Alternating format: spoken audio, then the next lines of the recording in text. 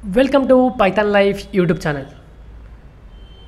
మీరు కోడింగ్ చేస్తున్నారా? సో మీరు ఒక గుడ్ కోడర్ అని ఎలా చెప్పగలుగుతారంటే ఈ 5 సైన్స్ ఉన్నాయనుకోండి, మీరు ఒక గుడ్ కోడర్గా అనుకోవచ్చు. So 5 since you are a good coder. So చూద్దాం మరి ఈ 5 సైన్స్ ఉంటే మాత్రం మీరు ఒక మంచి కోడర్ అనుకోవచ్చు అండి. సో చూద్దాం. First, fully understanding your ID. So మన ఐడి గురించి ఫస్ట్ మనం దేంట్లో అయితే ఐడి మనం దేంట్లో విఎస్ కోడ్లో వేసి విఎస్ కోడ్లో, సో ఎగ్జాంపుల్ నేను విఎస్ కోడ్ తీసుకున్నాను అనుకుంటా. సో మీరు విఎస్ కోడ్ వేస్తే విఎస్ కోడ్ గురించి ఫస్ట్ మీకు ఫుల్ అండర్స్టాండింగ్ అయిపోవాలి. సో మనకు మొత్తం కూడా కోడ్ లైక్ ఏ విధంగా డీబగింగ్ చేస్తున్నాం, కోడ్ కంప్లీషన్ కావచ్చు, నావిగేషన్, ఎవ్రీథింగ్ కూడా మనకు ఫుల్ అండర్స్టాండింగ్ అయిపోవాలి. సో మనం ఐడి ఏమేమి అలౌ చేస్తుంది, మనకు క్విక్ నావిగేషన్ కావచ్చు, కోడ్ కంప్లీషన్ కావచ్చు, ఆ డీబగింగ్ ఇవన్నీ చేస్తుందా లేదా అన్నీ కూడా తెలుసుకోవాలి. తర్వాత తరువు knowledge of the ID features, ID యొక్క ఫీచర్స్ ఏమిటి, సో మనకు అవి ఏ విధంగా యూజ్ అవుతాయి, ఏమైనా టూల్స్ ఉంటే టూల్స్, తర్వాత అవి డెవలప్మెంట్ ప్రాసెస్లో ఏ విధంగా యూజ్ అవుతున్నాయి, సో మన క్యాచింగ్ ఎర్రర్స్ ఏ విధంగా క్యాచ్ చేయగలుగుతున్నాం ఫస్ట్. అందుకే మనం ఫుల్లీ అండర్స్టాండింగ్ ఉన్నారనుకోండి మీ ఐడిని, సో మీకు మంచి ఒక గుడ్ కోడర్గా చూడొచ్చు.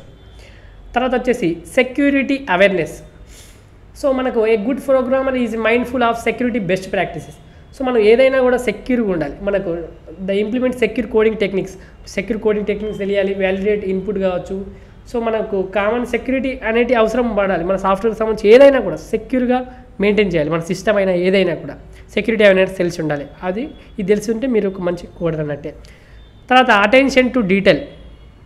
So good programmers pay attention to the details of their code. ఎప్పుడు కూడా మనం అటెన్షన్ టు డీటెయిల్కి ప్రతి ఒక్క కోడ్ లైన్ కూడా మనకు మంచిగా ఎవ్రీథింగ్ క్లియర్గా ఉండాలి. So they catch and fix bugs. So మనకు అప్పుడే మనం ఈజీగా బగ్స్ కానీ ఏదైనా ఉన్నా కూడా ఫిక్స్ చేయొచ్చు. Handle edge cases and ensure their code performs efficient వేలో పర్ఫామ్ చేయడానికి మనకు యూజ్ అవుతుంది. సో అందుకే ఎవ్రీథింగ్ కూడా అటెన్షన్ టు డీటెయిల్ చూసుకోవాలి. తర్వాత వచ్చేసి clean and readable code. So మనకు ఒక కోడ్ అనేది clean and well organised readable code అనేది చాలా చాలా ఇంపార్టెంట్. ఒక స్కిల్డ్ ప్రోగ్రామర్ ఎలా అంటే clean and organised readable code రాయగలగాలి.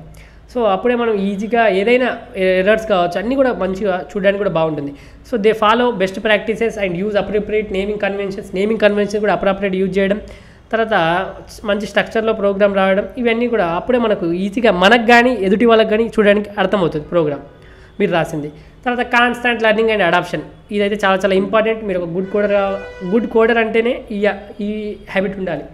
ఏంటి, ప్రోగ్రామింగ్ అనేది ఒక డైనమిక్ ఫీల్డ్, ఎప్పటికప్పుడు చేంజ్ అవుతూ ఉంటుంది.